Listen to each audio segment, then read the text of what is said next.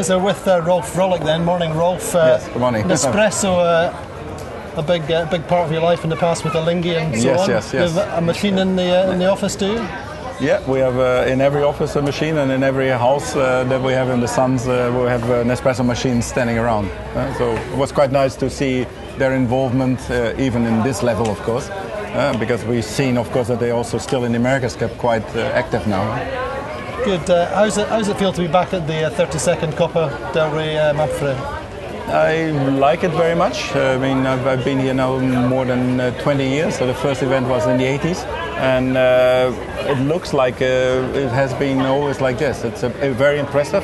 I think it's very impressive to see the classes and all the boats, the packages of boats, like the 52s, even the J80s and the X Yachts, and then the more cruiser-orientated classes. And I think it's very impressive.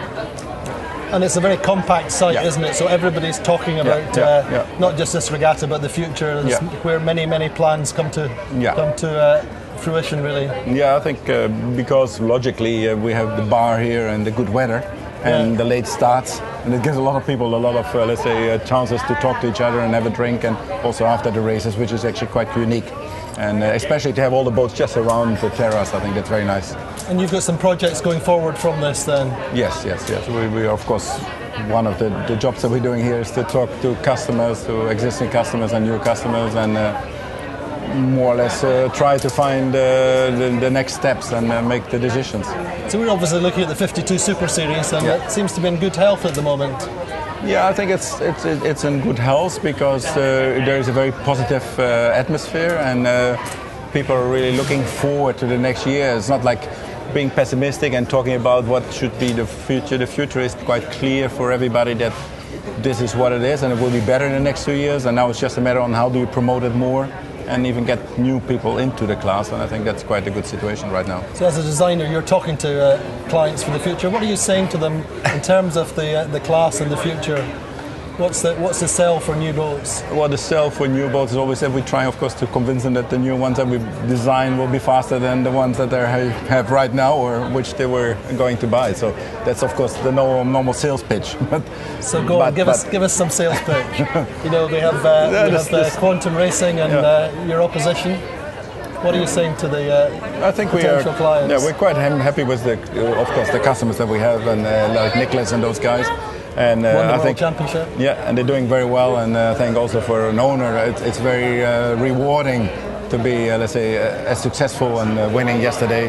And I think that's the nice part of this class also, that these kind of owners, also like Tony Langen and those guys, they do very well. And I was in the evening, I was with Ergen, the Provezza owner, and they're all quite happy in the atmosphere and to be there.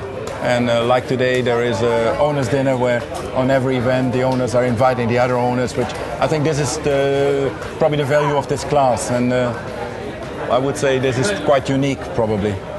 So what's the future steps from 2014 and 2015 for an owner if they want to come into the class? To come into the class, I mean, you have two ways to do it, which is probably the logical way. If you come into it completely new, you're probably okay just to let's say get one of the good existing boats, because it gives you a very good chance to learn the boat, to learn the concept, the process, the logistic of this kind of racing, and the professional involvement also in the, let's say, owners driving boats, and then do the next step. Otherwise, some people, of course, come out of very successful racing classes, and they can, of course, jump immediately to a new project and just join, let's say, one of the existing owners that are planning to do new projects, which is an option. If you're to take a 2011, 2012 build boat, you could be competitive for next year? You will be. You've seen some of those boats, of course, still doing very well today. But I think there are about 2 or 3 generations right now that are very close in performance. And if you get one of those boats, you have a good starting point. That's the key, though, isn't it? Trying to get one of those boats. Yeah, of course, it's not easy, because the good boats have been sold worldwide right now. That's the biggest problem we have, is that people come and buy the good boats, like the old container. Went to Australia, the Bojes, which was the old Bribon, all those, the old Matador, all those boats are sold, and the old Azura. If those boats would have stayed here in Europe, we would have now 15 boats. But of course, because the boats are so good, it's very attractive also for other owners that don't sail in the class to buy them. So the 2015 or the next iteration of the rule, what are the difference going to be in the boat itself and its performance compared to where we are just now? The idea really is to do the next step, but still keeping the existing group of boats competitive. And the next step is always get more performance out of a box rule. That's the idea. And the more performance means basically displacement, sail area, stability. Those are the performance factors when you have a limited length. So the next step would be, because of the improvements and the class rule changes, to get more stability out of the class, getting a lighter boat with more sail area, so more performance. I think that's really what you want. So but still being able of the old boats to compete. So it's just an increment, there's no quantum leaps in terms of quantum links are nearly impossible in this kind of sailing in the monohulls, because it's very limited by length. And because the type of racing that you do here, which is the up and down racing, you don't have a lot of options. You have to be very well upwind and very well downwind. So the quantums, it's just an exchange between the two. Yeah. So in terms of where the class is positioned globally, how do you see it? It seems to be pretty buoyant at the moment. Yeah, I think the good thing now is that it's not so concentrated anymore around the Mediterranean and Spain like it was initially.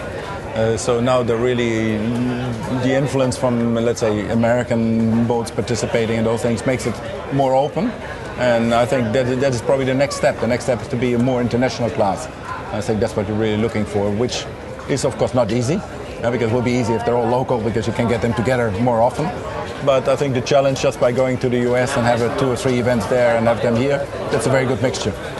And how many boats would you like to see, or what's realistic for 2015? I would say 2015, I see at least 6 of the existing boats, or 5 that will still compete there. And hopefully there will be probably about 3-4 new boats for sure. So I think the 10, if you can have them in 15, that's a very good number. And how, of these 3 or 4 new boats, how many will be Vrolijk boats? How many do you want to see other than all of them? We do it on a fair base, we share it. 50% Bottine and 50% our boats. So somebody's building half a boat? Yeah. No, I think that's a good... So we have to make sure that at least 4 boats are sold.